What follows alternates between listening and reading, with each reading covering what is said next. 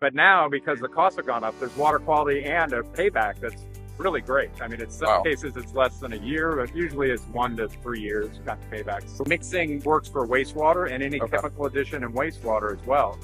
But one of the most expensive chemicals you put in wastewater is polymer. We build one big plant, and then we ship the water out to where it's going. Okay, a company that owns a variety of really proven solutions for small to large utilities to help them really meet more stringent water quality requirements. And by the time it gets to the home or its ultimate destination in the environment, the water's changed a lot.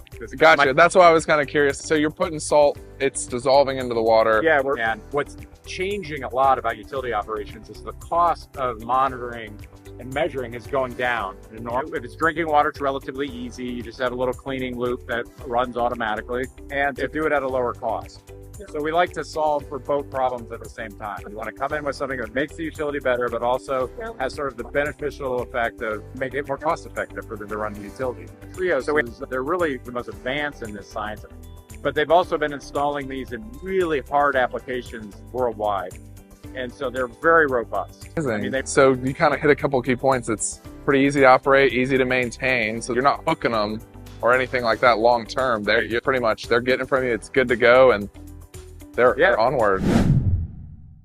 I'm here at the Clean Water One exhibit with David Stanton. Thanks for meeting with me today. I wanted to kind of pick your brain, kind of learn about a little bit what you guys do. What are we standing in front of here? Yeah, sure. It's definitely an interesting device. Yeah, so thank you. It's great to see you. So Clean Water One, we are a company that owns a variety of really proven solutions for small to large utilities to help them really meet more stringent water quality requirements and to do it at a lower cost. So we like to solve for both problems at the same time. We want to come in with something that makes the utility better, but also has sort of the beneficial effect of making it more cost effective for them to run the utility. So we have a series of products that we kind of talk about.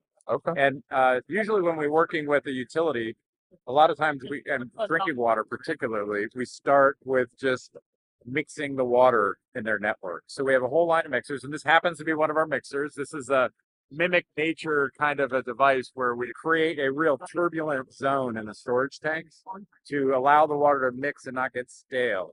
And a lot of times what's happening in small and large utilities is we're focusing on the water at the plant. But once we push it out into storage and into the networks, we don't pay a lot of attention to the quality of the water. So what we want to do is help a utility make sure their water leaves the plant healthy, but then as it's in the network, it stays fresh and has good chemistry and good residual chlorine or chloramines to keep it safe and disinfectant. So the first step when we work with utilities usually is just starting by mixing the water as it goes through the system and not letting it get stagnant. So mixing is a very important component, a very simple thing, doesn't cost a lot, but it has a really amazing benefit for utilities once they do it. Where does this go? So we have a whole line of mixers. This is one of them, and they're all designed to drop into an existing tank through the manhole. So these legs would collapse. You would drop it in. The legs would open up on the bottom of the tank. You would drop a pump line into it, which would push the water through it. It goes through this propeller, basically, which creates this big turbulence zone in the tank. It causes the tank to start to churn. There's a few images here of how the water would churn in the tank. And what happens when the water in the tank heats up is it creates heat layers, so the bottom and the top are really cold. This can prevent freezing if you're in a small town in the north. You don't want your tank to freeze, so you need that water constantly moving. And then if there's a shortage of chemistry in the tank, then we would boost the tank with additional chemistry and chemical feed with some of the products, which I can show you over here. Yeah, it all starts with mixing, a very simple way to start improving the water quality in a utility. The mixing works for wastewater and any chemical addition in wastewater as well. But one of the most expensive chemicals you put in wastewater is polymer. And so what we work with utilities on is a lot of utilities just take the polymer from the manufacturer, they put it in some water, they might stir it around, and then they pump it into their system. And the polymer is used to flocculate out materials, and it's also used to dry out sludges. This device is a polymer activation system called our Polyblend, and it uses a very precise science to stress the polymer as it comes out of the chemical manufacturer supply open up those polymer chains and feed it into the system in a very optimized way. So if no one is using a device like this, when we install, we're going to probably reduce their polymer chemistry costs by 40%. Oh, By wow. installing this device. And they get a better product out of the water and the sludge. So again, it comes back to that theme of lower cost, More efficient. better product at the end. 2 years. And chlorine costs are up anywhere from 100 to 400%, Right. depending on where you are in the country. So really getting control and managing and optimizing chemical demand are what these products really help a utility do. Is that kind of like long term, it's a pretty compounding effect saving on those things because those costs are always going up. So if we're really chipping away at it. We used to just sell these on the water quality benefits. But now, because the costs have gone up, there's water quality and a payback that's really great. I mean, in some cases, it's less than a year, but usually it's 1 to 3 years kind of paybacks. The way most water and wastewater systems were built, we build one big plant, and then we ship the water out to where it's going, okay? And what we've learned through mostly the data that's now available, a lot more monitoring and sensoring, is it's leaving the plant okay. But by the time it gets to the home, or its ultimate destination in the environment, Right. the water's changed a lot. It might be lead in the line that's dissolved, the chlorine residual's gone away, tuberculation is built up in the pipes, and there's lots of nitrification taking place. The worst case examples would be really bad bacteria we had in Flint, Michigan, and some areas where people got really ill and died. So it's really important that we start to focus on water after it leaves the plant all the way along. And that's what a lot of these products are focused on, is keeping the water in good shape. Keeping it alive. Exactly. So it's not dead. Destination. And the same analogy works with wastewater. You know, we used to think we were doing everything right, but now that we're measuring more things, we're finding there's more things that we have to do to make it work right. And a lot of these technologies exist. These are not science experiments. Right. You're trying to like optimize the experience. Exactly. So we just need to get them out there and get them in utilities. And it's really, quite frankly, where our business is going really well right now because of the cost, water quality benefits. So this product's actually one of our, you hate to say top selling like it's a sales thing, but really there's a lot of demand for this product from water and wastewater utilities. And this is an on-site chlorine generation machine. We can go to a site and bring in salt and take water from the site, mix the two in an electrochemical reaction, and out of it will come a chlorine hypochlorite stream of 0.8% sodium hypochlorite, which can be used to dose chlorine into a water or wastewater plant. So basically what plants do today is they bring in bulk gas, which is literally mustard gas. Chlorine gas is mustard gas. Yeah, and those compressed tanks. Big giant containers, and it's very dangerous and hazardous. Or they can ship in liquid chlorine, but to keep shipping costs down, they ship it in at a very high concentration. So what we do instead is we ship salt to the site, and then on site we manufacture a very low strength sodium hypochlorite, which can be used to clean the floors. I mean, that's how safe it is. But it has enough chlorine in it that we can pump it into the system and meet all the chlorine needs of the unit. Now, we used to sell this again for water quality and safety, and it's just a smart way to do it. There's a green effect because you reduce a lot of shipping and hauling. But today, chlorine prices have gotten so high. Well, same thing. We're saying, hey, my chlorine prices are up 200 or 300%. Now there's a lot of economic drive for going to on-site production. And this is the kind of the latest and greatest technology. The inventor of this actually invented this science and has developed a couple different forms of it. And we have, we've sort of taken it and advanced it to its latest and greatest state. There's a lot of benefits and features to it that we don't need to talk about today, but it really is a cool solution for a cost and a need that every utility has. I know this may be a dumb question. Does this operate like a hot tub similar? Like, is that, well, or am I a little off? If you've had a swimming pool or a hot tub, they have used a similar electrochemical process for chlorine generation. Okay. But a lot of those use ozone and other things now. Other stuff. Okay. Yeah, but if they're using chlorine, maybe they're using a very small version of this tech.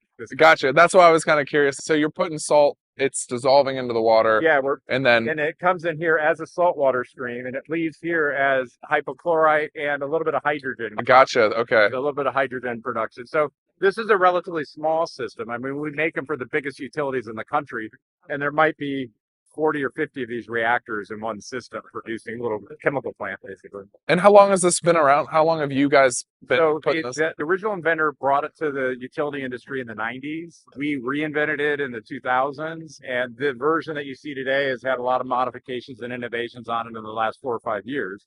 And it's pretty well. We have more than 400 or 500 sites out there. I mean, it's Oh, well, it's a lot well of utilities established, using right? it, but it's just now finding its legs because the cost of chemistry's gotten Right. so high, and it's just so much better. And the other thing about bringing chlorine or sodium hypochlorite to your site in bulk is you can't store it for very long because it's hazardous and it decays over time.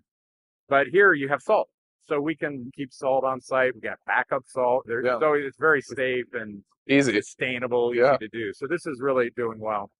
And all of these ideas are kind of enabled by how well you measure what's going on in your system.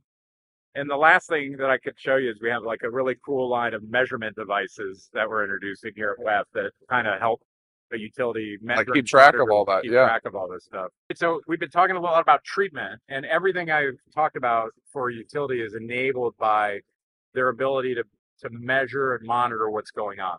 And what's changing a lot about utility operations is the cost of monitoring and measuring is going down enormously. And the ability to handle a lot more data and bringing it together in a useful way for the utility operators and managers is becoming really cheap and easy as well. It used to be hard. Yeah. So we might only go out and measure one thing Yeah. because it's a compliance requirement. Well, today there's a lot of technology that's readily available and easy to use. That means you can go out and put a bunch of measurements out there, bring them back, interpret them a little bit, and give that to the operators as much better feedback. And a lot of that data is what informs the use of the other technologies that we have. So Clean Water One, we are investing in that measurement aspect of how you do this better. So we have a new line of measurement products that we've developed with our partner in Germany, Trios. And these are all optical sensors. And an optical sensor sends light through the water and measures refractories and the Right. different wavelengths in order to determine what those compounds are. And we can measure 20 or 30 different compounds using different optical sensors. And this product line here, the TW Master Series, is a flow-through sensor. That means the water actually comes in one side and goes out the other side.